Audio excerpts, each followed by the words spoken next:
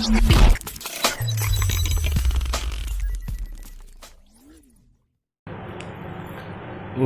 મિત્રો આજે આપણે ધોરણ 10 ગણિત ચેપ્ટર નંબર 12 વર્તુળ સંબંધિત ક્ષેત્રફળની અંદર સ્વાધ્યાય 12.2 એક્ઝામ્પલ નંબર 5 ની વાત કરવાના છીએ।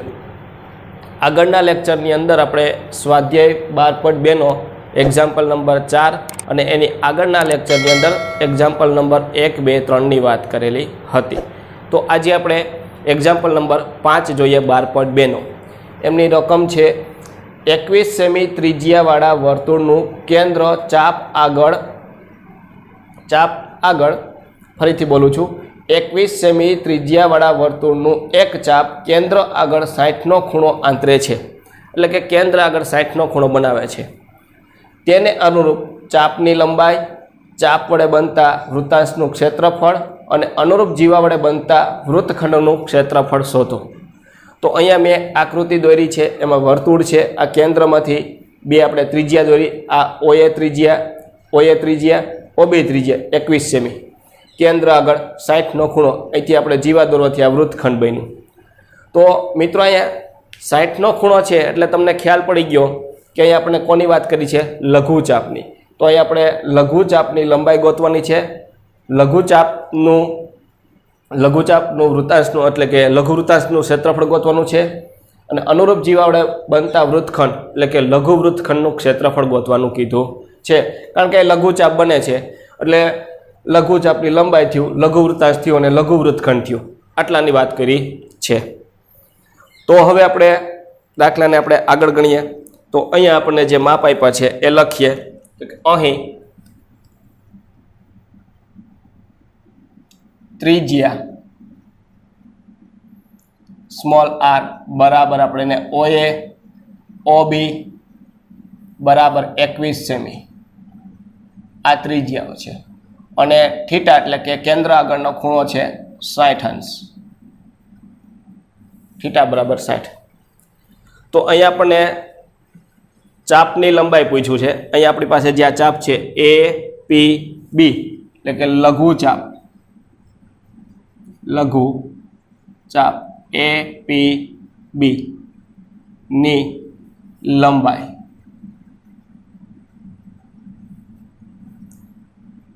લઘુચાપની લંબાઈ થીટાના છેદમાં 360 ગુણ્યા 2πr, આ લઘુચાપની લંબાઈનું સૂત્ર હતું।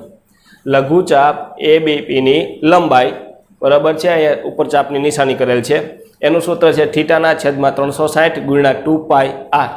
તો અહીં આપણે કિંમત મૂકીએ, થીટાની જગ્યાએ 60 છેદમાં 360 ગુણ્યા 2, પાઈની જગ્યાએ 22 છેદમાં 7 અને r છે આપણી પાસે 21। તો અહીંયા આપણને ખ્યાલ છે આ શૂન્ય અને આ શૂન્ય ઉઠશે એટલે 36 વધશે, 36માં 6 ગુણ્યા 6 એટલે આ 6 આપણે કેન્સલ કરશું। ત્યાર પછી 7 તેરી 21, તેમાંથી આ 7 કેન્સલ થાય, અહીંયા 6 એટલે આ 6 છે એને લખીએ 2 ગુણ્યા 3 એટલે 6, તો આ 2 કેન્સલ અને આ 3 કેન્સલ, તો અહીં આપણી પાસે વધશે 22 સેમી।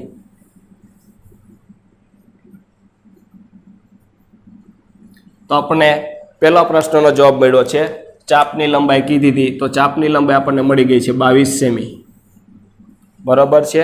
અહીંયા લઘુચાપની લંબાઈ કીધી હતી। ત્યાર પછી પહેલો પ્રશ્ન આપણો સોલ્વ થઈ ગયો છે। બીજો, ચાપ વડે બનતા વૃત્તાંશનું ક્ષેત્રફળ। તો ચાપ વડે બનતા વૃત્તાંશ એટલે લઘુ વૃત્તાંશની વાત થઈ છે, તો લઘુ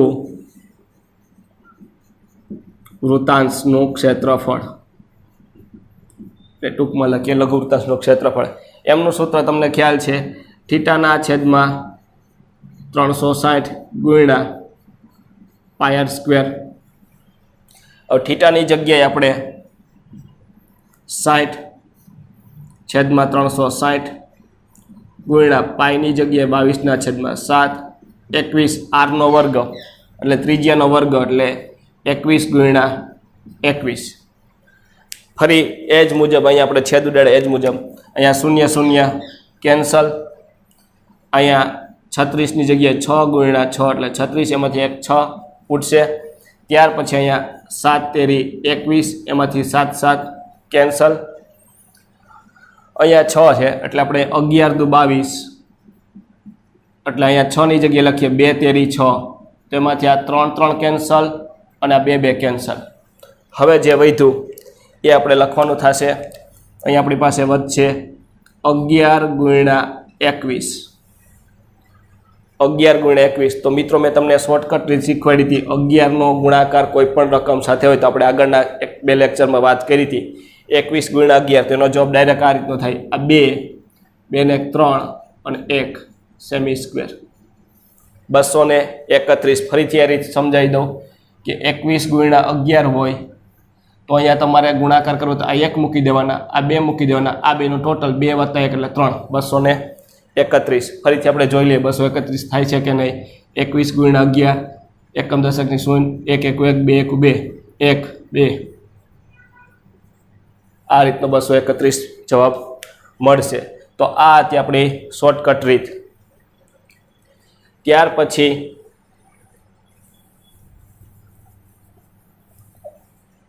અહીંયા આપણને 231 સેમી સ્ક્વેર મળ્યું છે. એ જવાબ કોનો છે? તો કે લઘુ વૃત્તાંશનું ક્ષેત્રફળ. હવે આપણો બીજો પ્રશ્નનો જવાબ પણ મળી ગયો છે. લઘુ વૃત્તાંશનું ક્ષેત્રફળ એ પણ મળી ગયું 231 સેમી સ્ક્વેર. ચાપની લંબાઈ મળી ગઈ 22 સેમી. ત્યાર પછી ત્રીજો પ્રશ્ન છે, જીવા વડે બનતા વૃત્તખંડનું ક્ષેત્રફળ શોધો.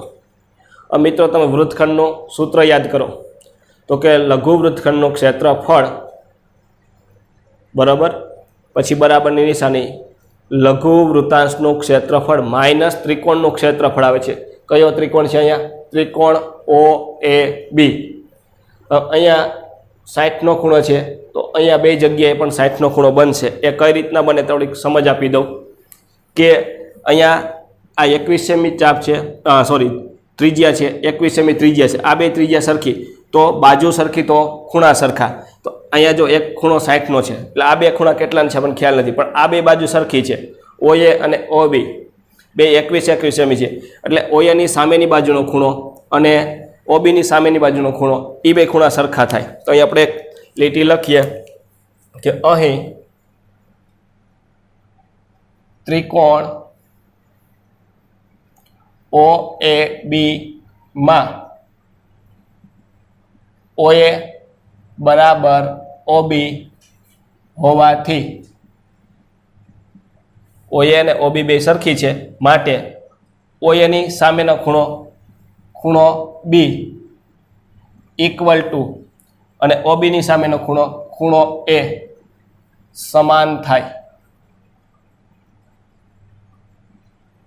હવે એક 9મા ધોરણમાં પ્રમેય આવતું, બાજુઓ સરખી તો ખૂણા સરખા. તો આ બાજુ ને આ બાજુ સરખી છે, એની સામેના ખૂણા છે એ OA અને OB સરખા થાય.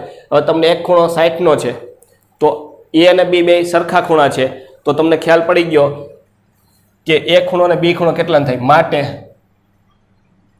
ખૂણો A એ પણ 60નો થાય અને ખૂણો B એ પણ 60નો થાય. બરાબર છે. આ ખૂણો તો 60નો છે જ, આ બે ખૂણા સરખા છે A અને B, તો બાજુ સરખી તો ખૂણા સરખા હોય. 120ના બે ભાગ પડે એટલે 60 60 આવવાના છે ભાગમાં. માટે ત્રિકોણ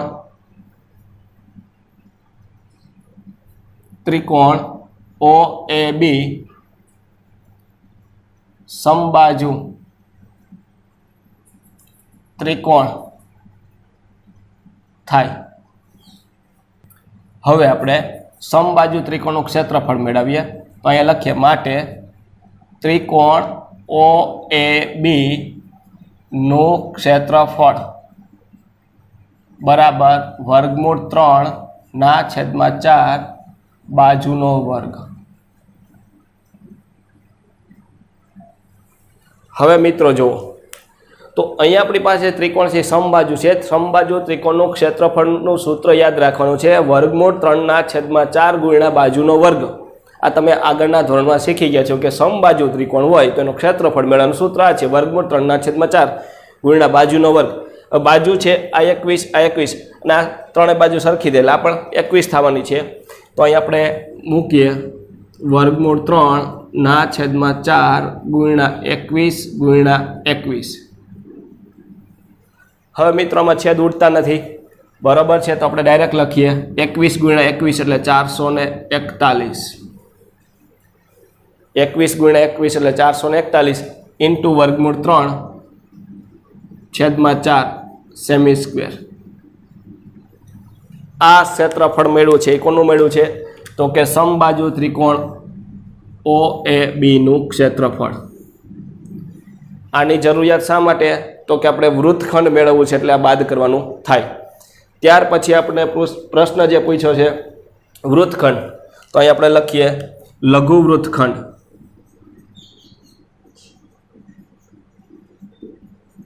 નું ક્ષેત્રફળ બરાબર, એમનું સૂત્ર તમને ખ્યાલ જ છે, લઘુ વૃત્તાંશનું ક્ષેત્રફળ